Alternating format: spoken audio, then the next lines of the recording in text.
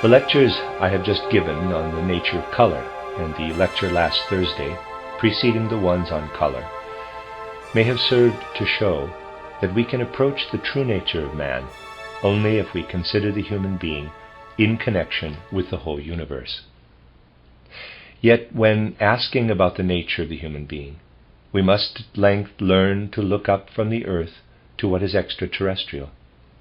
Our age in particular stands in need of this. For as we have seen, the human intellect has grown more and more shadow-like. Particularly since the developments of the 19th century, it is no longer rooted in reality. All this indicates to us that human beings absolutely have to think of receiving new impulses into their soul life. All this will become even clearer to us as we turn our minds today, again, to certain incisive cosmic events. Having studied them already from outer points of view, we shall bring these cosmic events once more before our souls. You will no doubt remember, and probably also know from your reading of my title, Esoteric Science, that one of those mighty events that intervened in the Earth's evolution was the moon's withdrawal from the Earth being. The moon we see shining down upon us from the cosmos was once united with the Earth. It separated from the Earth and has been circling it ever since as its satellite. We know of the profound changes in human evolution that are connected with this separation of the moon from the Earth. You know that we have to go far back, far beyond the Atlantean flood, to reach that time when the moon departed from Earth existence.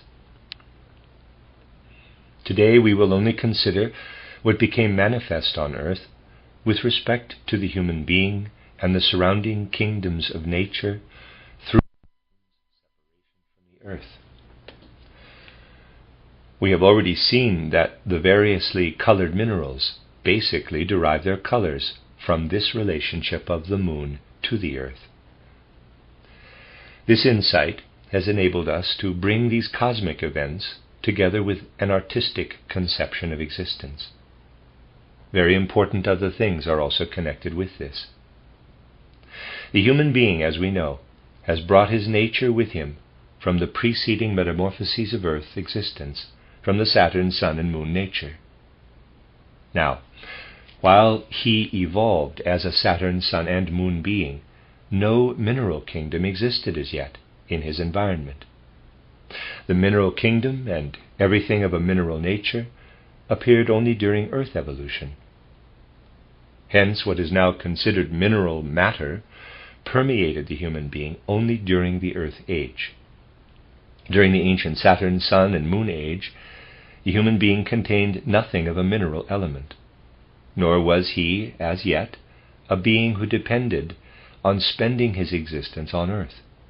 On the contrary, he was a being who through his very constitution belonged to the whole cosmos. Prior to the moon leaving the Earth, before the mineral kingdom in its multicolored nature developed within the Earth, the human being was as yet not adapted at all to the Earth. And if we may so express ourselves, the question of what to do with man was indeed a very real one for the spiritual beings guiding this Earth evolution. Should he be placed upon the Earth, or should he spend his existence outside and beyond it? We can actually call it a decision on the part of the beings who guide the evolution of mankind that the moon was separated, and that the whole Earth and man, along with it, were changed. For through the fact that the crude moon substance was separated from the Earth, the human being acquired the organization that enabled him to become an Earth being. Hence, through this event, through the moon separation and the incorporation of the mineral kingdom into Earth, the human being became an earthly being. Basically, it was this that gave man his earthly weight. On the other hand, he would never have become a being capable of inner freedom if he had not received this earthly weight. Earlier, he was not a personality in the proper sense. He became a personality due to the fact that the forces intended to form his body drew together. This densification took place because of the moon separation and the incorporation of the mineral kingdom. The human being became a personality and thus accessible to freedom. This evolution of man on earth, since the departure of the moon, has gone through the most diverse stages. One can say that as long as nothing else had occurred except that the moon had left the earth, it was always possible for the human being to receive images of ancient clairvoyance due to his whole organization and nature of body and soul. The human being was not deprived of this faculty of having clairvoyant images by the moon's separation. He beheld the world in images, something we have often described. If nothing else had taken place, human beings would be living in that world of images to this day. But as we know, evolution went still further. The human being did not remain in a condition that merely fetters him to the earth. He was, in turn, induced to a regressive development, as it were, and the 19th century was the culmination point of this development. I have characterized this repeatedly in my recent lectures. Already in ancient times, it had come about that although in a sense man was earthbound, weighted down in his metabolic system, in his head system he was enabled to cosmic existence. Human beings developed their intellect. The images of ancient clairvoyance condensed into this intellect, something that continued up until the 4th century A.D. It was only then, and particularly after the 15th century, that the human intellect became more and more shadowy. Though it is something entirely spiritual, this human intellect has no real existence at all. Basically, it possesses only what would have to be described as a picture-like existence. When a person thinks today merely by means of his intellect, his thoughts are not rooted in reality. Human thoughts only move about in a shadowy existence, and this is becoming more and more the case. This development reached an extreme in the 19th century, and today human beings altogether lack a sense of reality. They live in a spiritual element, but are materialists. With their spiritual thoughts, they are, however, only shadow thoughts. They think only in terms of material existence. Thus this second event came to pass. The human being has again become more spiritual, but the spiritual contents bestowed on him by matter in earlier times no longer ensoul him. He has become more spiritual, yet with what is spiritual, he merely thinks of things material. Now you know that one day the moon will reunite with the earth. The point in time when this reunion of moon and earth will occur is placed by astronomers and geologists who live in abstractions many, many thousands of years in the future. That, however, is an illusion. In reality, we are not so very far away from that point in time. As you know, humanity as such is becoming younger and younger. It is becoming more and more the case that the development of body and soul only continues up to a certain point in life. At the time of the death of the Christ, when the event of Golgotha took place, mankind in general was capable of physical and soul development until age 33. Today, people are able to develop only until age 27. In the 4th millennium A.D., a time will come when human beings will be capable of development only until age 21. Again, in the 7th millennium, a time will come when their bodily nature will be capable of development only until the 14th year of life. Then women will cease to be fertile. An entirely different form of living on earth will come about. That will be the time when the moon will again approach the earth and will be incorporated into it. You see, my dear friends, human beings must now begin to pay attention to such extraterrestrial events. They must not go on dreaming vaguely and abstractly of something divine.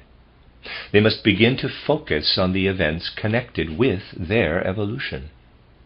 They must know the moon, once separated from the earth, the moon will reunite with the earth again. And just as this moon separation had a tremendous impact, so will the moon's re-entry. It is true that we will still be inhabiting the earth then as human beings, but we shall no longer be born in the ordinary way. We shall be connected with the earth in a way other than through birth. We shall have evolved in a certain manner by the time this point is reached. We must now learn to connect what is happening today, the increasing shadowiness of the intellect, with what will occur one day in earth evolution as an incisive event, namely, the moon's whirling back into earth's matter. Our intellect is becoming more and more shadowy. If this were to go on, if men were never to make up their minds to receive what can come to them from spiritual worlds, the human being would gradually become completely absorbed in the shadowy cast of his intellect. Try to realize what this shadow-like intellect actually contains. It cannot really understand the human being himself. It comprehends the minerals. That, after all, is the only thing the shadowy intellect can understand to a certain degree. Already the life of the plant remains a riddle for it. This is true even more so of the life of the animals, and its own life becomes completely obscure for it. Thus people go on evolving views of the world that in reality are but questions, because all they contain is unable to approach the nature of plant and animal, least of all that of the human being. Yet this forming of pictures will increase more and more, unless we make up our minds to receive what is being given us by way of new imaginations, in which the existence of the world is described. Into our shadowy intellectual concepts, the living wisdom that spiritual science is able to give must be received. The shadow images of the intellect must in this way be called to life. This calling to life of the shadow images of the intellect is not only a human event, it is a cosmic event. Remember what I described in my title, Esoteric Science, how once upon a time human souls migrated up to the planets and afterward returned to earth existence. I outlined in my Esoteric Science how the human beings of Mars, Jupiter, and so on came down again to earth. Now, a most important event took place. It can only be described from the facts that are confirmed as truths in the spiritual world. A very important event occurred at the end of the 70s of the 19th century. Whereas in ancient Atlantean times these human beings descended to earth from Saturn, Jupiter, Mars, and the other planets, and it was therefore a matter of human soul beings entering the earth existence then, now a time is beginning when beings who are not human are coming down to earth from cosmic regions beyond. These beings are not human, but depend for the further development of their existence on coming to earth and on entering here into relationships with men. Thus, since the 80s of the 19th century, heavenly beings are seeking to enter this earth existence. Just as the Vulcan men were the last to come down to earth. Footnote from the translator, this occurred during the Atlantean age, end of footnote. So Vulcan beings are now actually entering this earth existence. Heavenly beings are already here in our earth existence. And it is thanks to the fact that beings from beyond the earth are bringing messages down into this earthly existence that it is possible at all to have a comprehensive spiritual science today. Taken as a whole, however, how does the human race behave? If I may say so, the human race behaves in a cosmically rude way toward the beings who are appearing from the cosmos on earth, albeit to begin with only slowly. Humanity takes no notice of them, ignores them. It is this that will lead the earth into increasingly tragic conditions. For in the course of the next few centuries, more and more spirit beings will move among us whose language we ought to understand.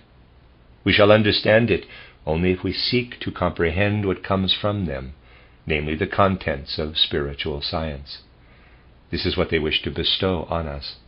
They want us to act according to spiritual science. They want this spiritual science to be translated into social action and the conduct of earthly life. Since the last third of the 19th century, we are actually dealing with the influx of spirit beings from the universe.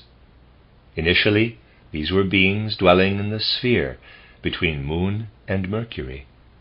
But they are closing in upon Earth, so to say, seeking to gain a foothold in earthly life through human beings imbuing themselves with thoughts of spiritual beings in the cosmos. This is another way of describing what I outlined earlier when I said that we must call our shadowy intellect to life with the pictures of spiritual science. That is the abstract way of describing it. The description is concrete when we say, spirit beings are seeking to come down into earth existence and must be received.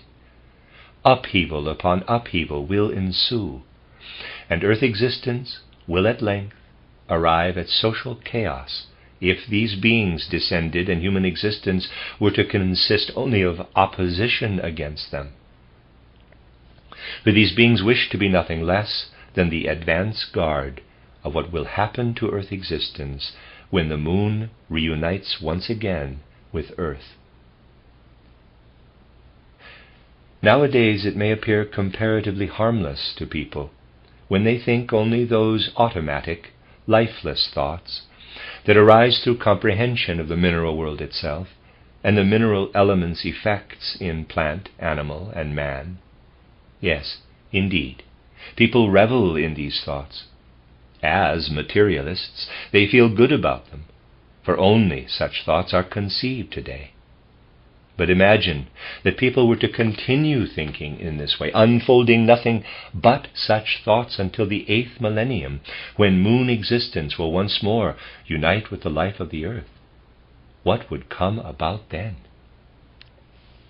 The beings I have spoken about will descend gradually to the earth. Vulcan beings, Vulcan supermen, Venus supermen, Mercury supermen, Sun supermen, and so on, will unite themselves with earth existence. Yet if human beings persist in their opposition to them, this earth existence will pass over into chaos in the course of the next few thousand years. People will indeed be capable of developing their intellect in an automatic way. It can develop even in the midst of barbaric conditions. The fullness of human potential, however, will not be included in this intellect, and people will have no relationship to the beings who wish graciously to come down to them into earthly life. All the beings presently conceived so incorrectly in people's thoughts, incorrectly because the mere shadowy intellect can only conceive of the mineral, the crudely material element, be it in the mineral, plant, animal, or even human kingdom, these thoughts of human beings have no reality. All of a sudden will become realities when the moon and the earth will unite again. From the earth there will spring forth a horrible brood of beings. In character they will be in between the mineral and plant kingdoms. They will be beings resembling automatons, with an overabundant intellect of great intensity. Along with this development, which will spread over the earth, the latter will be covered as if by a network or web of ghastly spiders possessing tremendous wisdom. Yet their organization will not even reach up to the level of the plants. They will be horrible spiders who will be entangled with one another. In their outward movements, they will imitate everything human beings have thought up with their shadowy intellect, which did not allow itself to be stimulated by what is to come through new imagination and through spiritual science in general. All these unreal thoughts people are thinking will be endowed with being. As it is covered with layers of air today, or occasionally with swarms of locusts, the earth will be covered with hideous mineral plant-like spiders that intertwine with one another most cleverly, but in a frighteningly evil manner. To the extent that human beings have not enlivened their shadowy intellectual concepts, they will have to unite their being, not with the entities who are seeking to descend since the last third of the 19th century, but instead with these ghastly mineral plant-like spidery creatures. They will have to dwell together with these spiders. They will have to seek their further progress in cosmic evolution, in the evolutionary stream that this spider brood will then assume.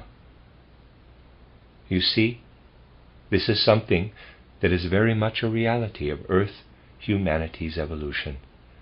It is known today by a large number of those human beings who hold mankind back from receiving spiritual scientific knowledge. For there are those who are actually conscious allies of this spidery entangling of human earth existence.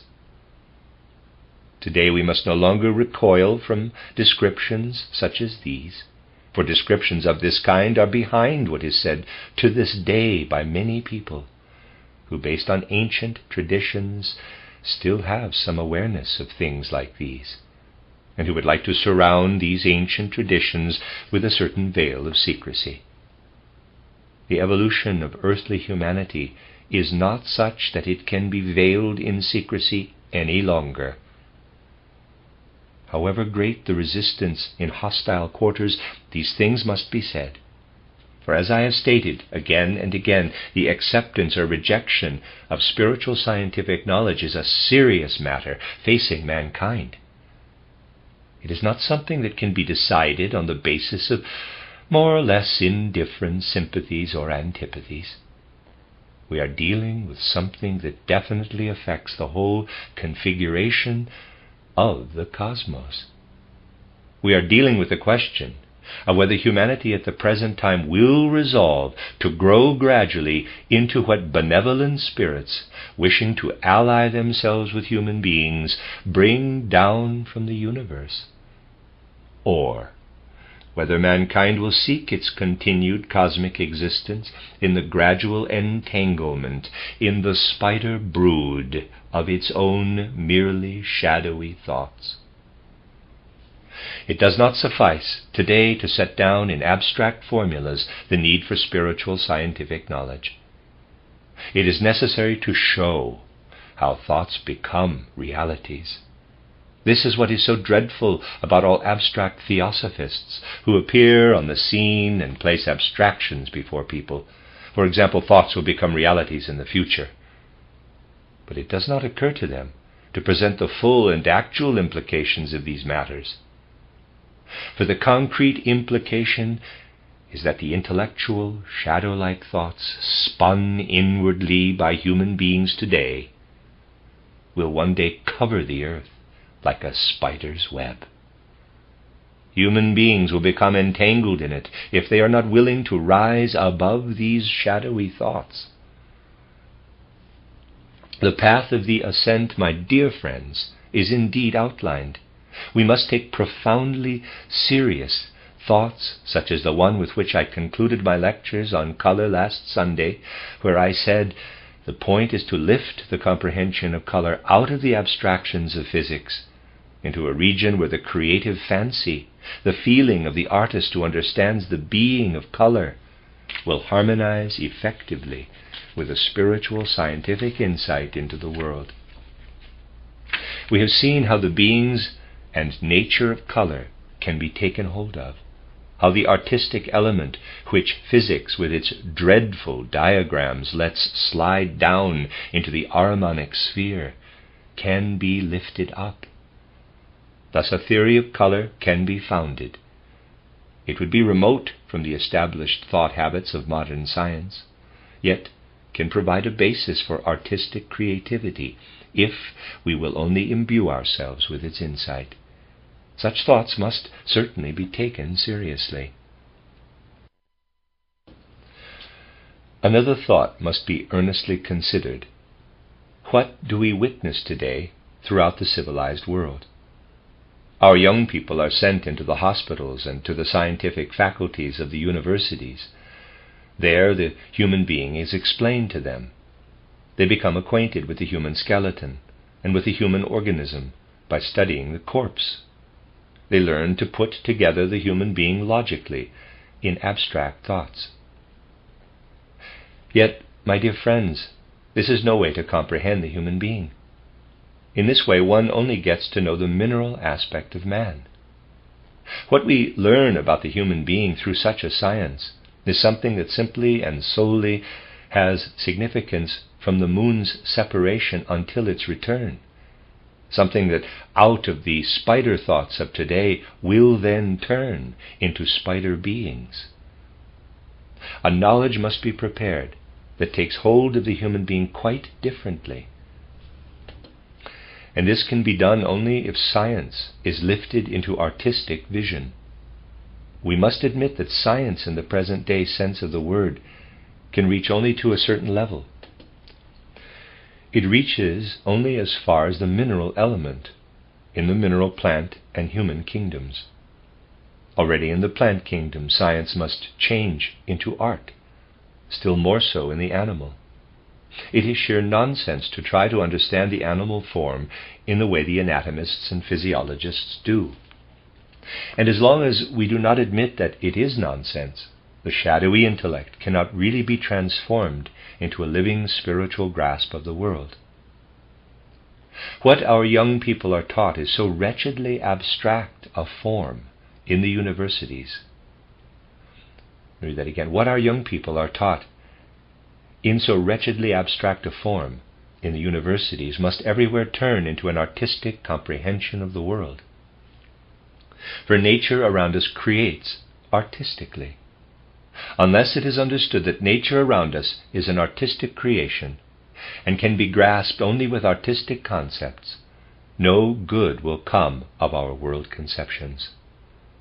The idea should take hold that the torture chambers in medieval castles, where people were locked into the Iron Maiden, for instance, and then pierced through with spears, remind us of a procedure that, though more physical and concrete, is the same as the one that occurs when young people today are introduced to anatomy and physiology and told that this will make them understand something of human nature. No, they comprehend nothing but what has been produced by a soul spiritual element of torture. The human being torn limb from limb, the mineralized human being, that part of man that one day will be woven into the spider cover of the earth.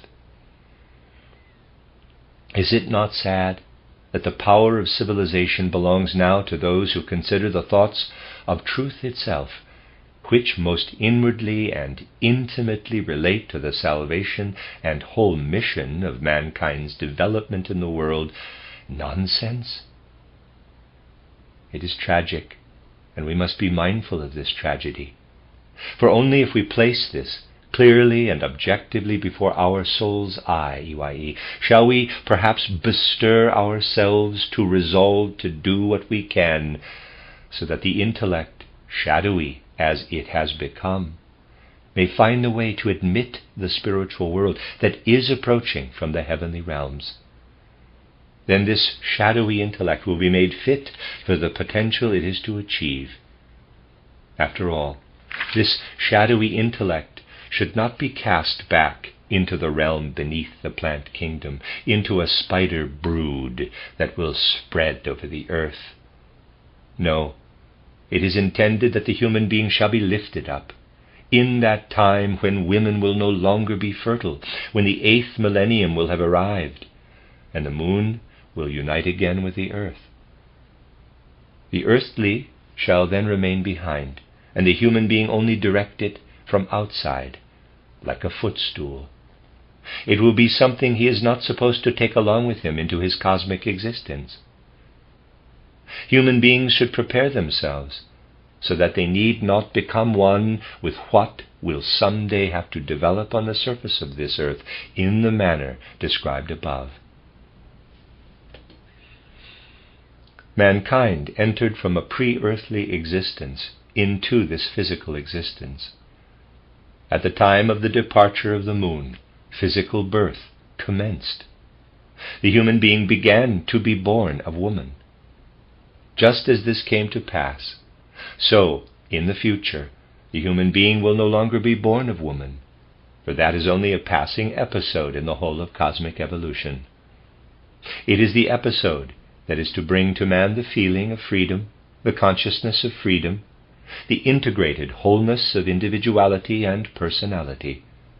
It is an episode that must not be disdained, an episode that was necessary in the whole cosmic process, but it must not be retained. Human beings must not give themselves up to the indolence of merely looking up to an abstract divine principle. They must concretely behold everything connected with their evolution. For they can attain a true inner revitalization of the whole soul-spirit being only if they comprehend that great period of time, but in its concrete evolutionary configuration, through which they will live in successive earth incarnations. This is what a true spiritual science tells us today. Yet such a spiritual science encounters opposition. We are threatened by a conscious will that would exclude us from spirituality and unite us with the spider web of the earth. This conscious will dwells in some people, but they believe that it will be to their advantage if they train only themselves spiritually and leave the others to live in ignorance. In most cases, however, this is done in ignorance. Basically, people do not have the remotest idea of the appalling earthly destiny they are approaching by uniting themselves with what an ancient spiritual knowledge called the 16 paths of human perdition. For my dear friends, just as there are many ways in which we can turn with the shadowy intellect toward what can come to us as a message from the spiritual worlds, so there are variations of the shadowy intellect itself, various ways of uniting ourselves through this intellectual activity with the elements of spidery incrustation that will be spun over the whole earth in the future. In that time, the intellect will hold sway objectively in the manifold limbs these spider creatures will possess. They will entwine and wind themselves around one another. In doing so, in these convolutions reminiscent of the caduceus, they will produce the most marvelous, clever, the most ingenious formations, ingenious in today's sense of the word. However, by again acquiring an understanding of the artistic from within, human beings will be able to show understanding for what goes beyond the mineral and is expressed in the formation of the plant. It is symptomatic that in the course of mankind's evolution it was Goethe who discovered the teaching of metamorphosis. Goethe, who was artistically inclined. All the pedants around him considered it to be dilettantism, and they think so even today. In Goethe, however, the artistic conception of the world and his clarity of mind in general, combined with the power of vision that recognizes, even in nature herself, nature as the artist. He was not yet capable of seeing the animal kingdom in the same way, except for the formation of the vertebra and the skull, that wondrous transmutation of a previous existence of man, where the present shape of the head develops from the form of the earlier remainder of the body, that marvelously artistic transformation of the long bones of the limbs into the spherical bones of the skull. Only when this will truly be perceived will a real inner comprehension of the difference between the head and the whole remaining human form result. Such is the insight we must attain if we would plastically connect the head with the remainder of the human organism.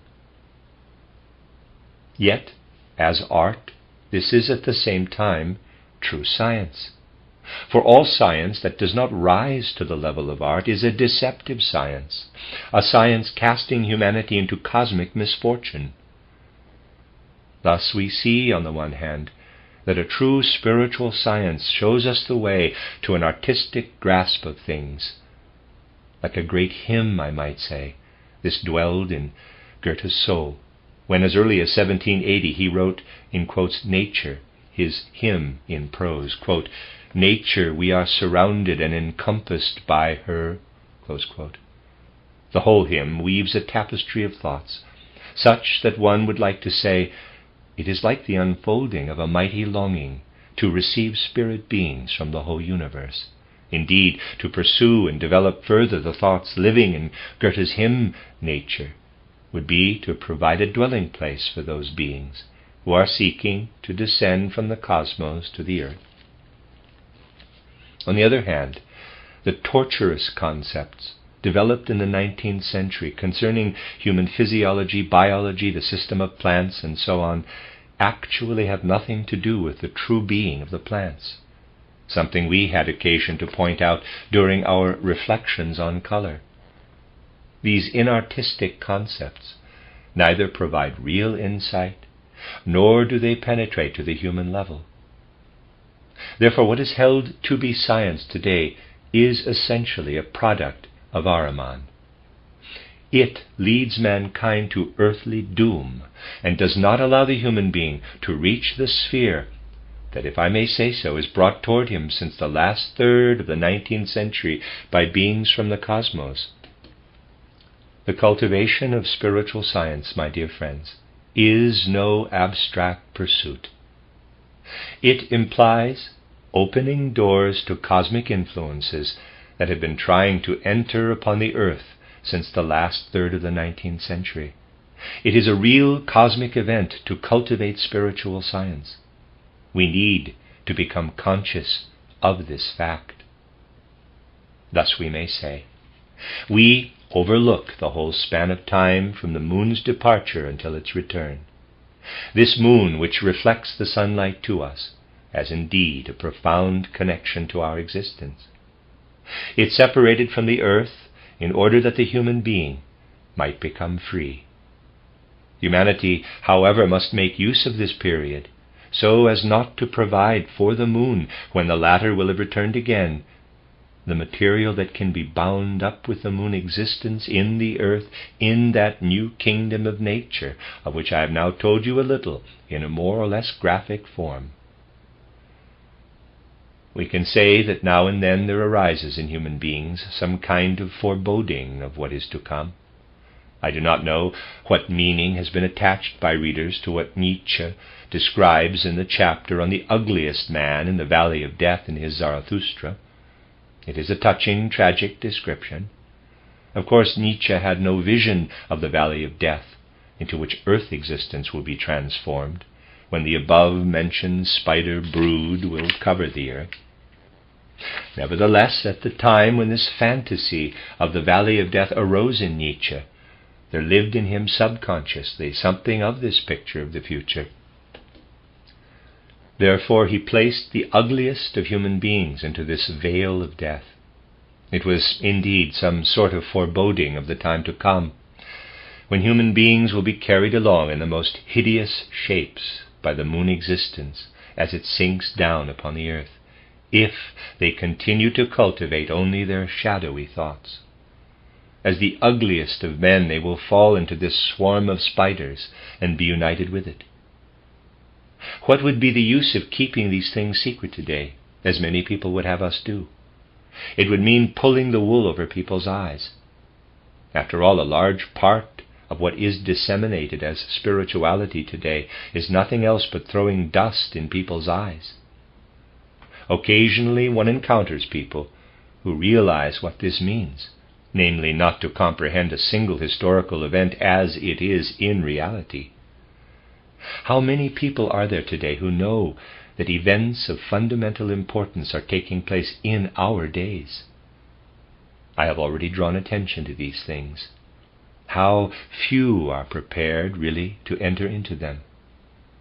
People would like to close their eyes to them.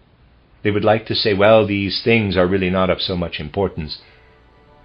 Yet the signs of the times are there and should be understood by human beings.